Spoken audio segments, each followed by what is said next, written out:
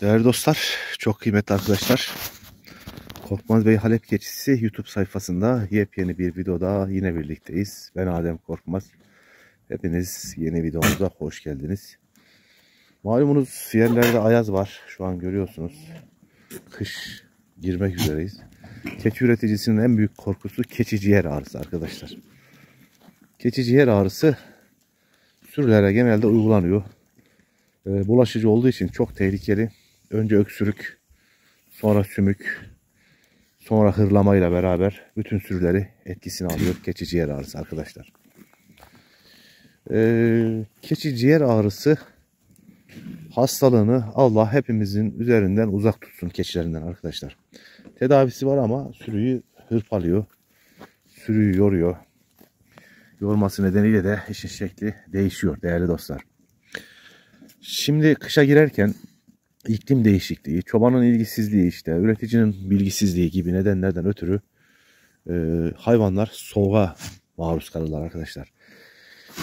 Keçiler soğuğa maruz kalırlar. İşte bu kalış esnasında sürünüzde öksürük peyda olur. Bu öksürük hayvanların birçoğunda görülmeye başlar.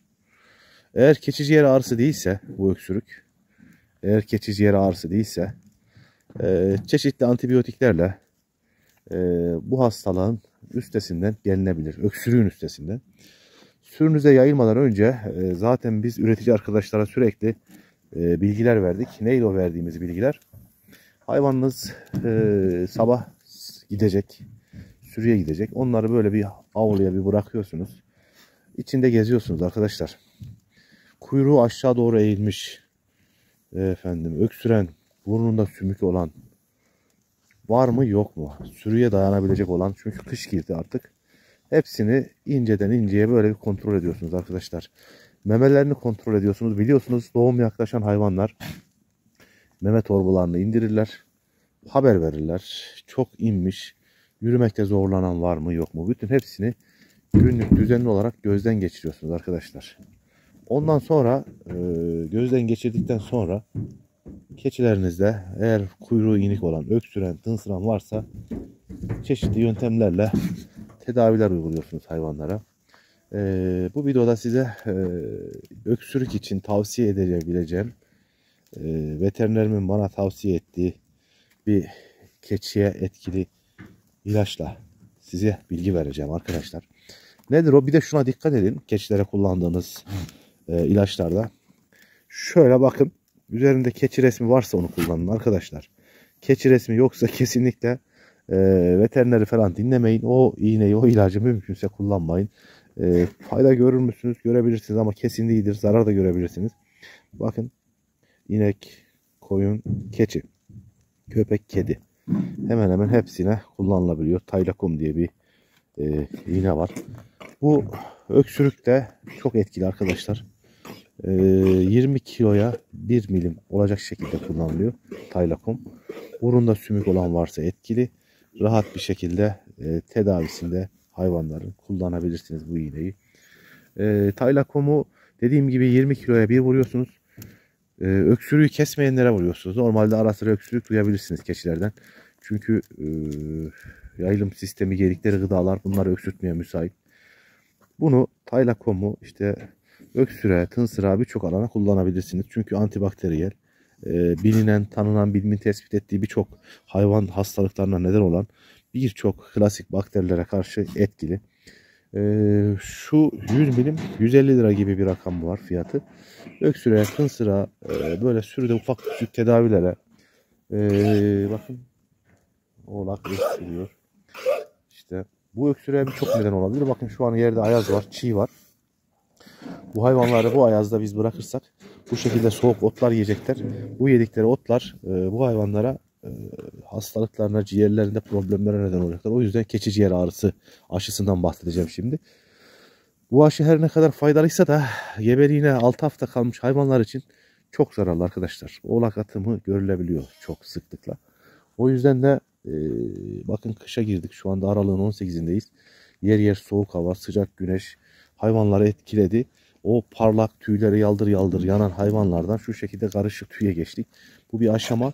Burada şu da var, üreticinin özellikle aralığın 15'inden sonra hava ne kadar iyi olursa olsun özellikle İç Anadolu'da yem takviyesi yapmak zorunda arkadaşlar. Ama koyunlarımızı görüyorsunuz coğrafyaya karşı.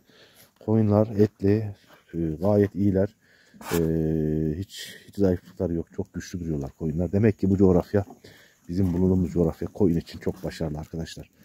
O açıdan, denemek açısından burada bahsettiğimiz gibi.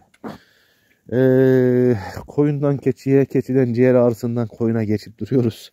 Yani arkadaşlar, keçi ciğer ağrısını vuracaksanız da Eylül ayında gebeliklerine 3 ay kalmış ya da gebe olmayan, henüz gebeliği belli olmayan hayvanlara vuracaksınız. Çünkü keçi ciğer ağrısı oğlak attırıyor hayvanlara.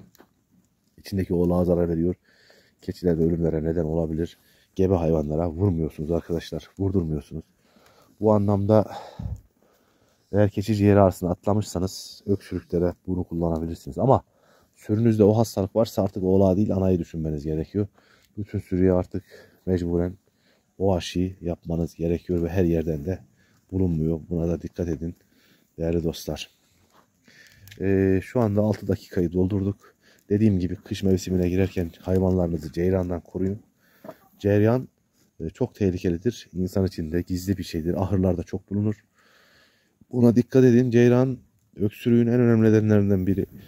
Tabii toz, ahırın toz falan olur da ahırın tozu gibi şeyler uzun süre devam ettirmez öksürüğü. Yani o bir kere öksürür, 2 kere öksürür.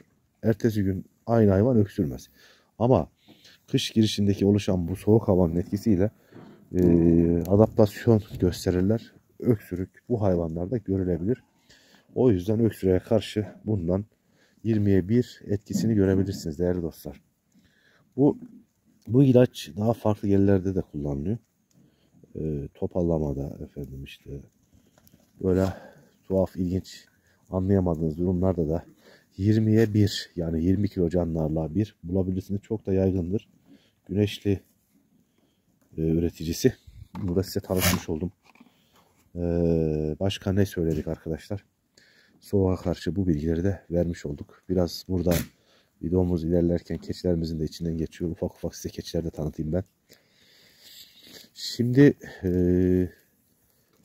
bizim iklim kışın -30'ları 35'leri gördüğümüz bir yer. Sürümüz adaptasyon yeteneğini kazandı arkadaşlar. Ama otların da çekilmesiyle keçilerde küçük bir böyle zayıflama işareti var. Bakın gözler, bakın hayvanlar kışa girerken bunları yakında besiye çekeceğiz. Hepsi toparlayacak inşallah. Ve biraz sürüde yer yer böyle ufak ufak zayıflama görebiliyorsunuz. Halep keçisinde renkler, Halep keçisinde işte şu bu buna benzer birçok video yaptık arkadaşlar. Yaptığımız videolarda tecrübelerimizi sizinle paylaştık, birçok tecrübemizi. Ama şu hiç gözden kaçmasın. Bu keçiler arkadaşlar 3 yaşına kadar, oğlaklar yani yeni doğan hayvanlar tam 3 yaşına kadar aşağı yukarı 36 ay boyunca gelişimini sürdürüyor yani.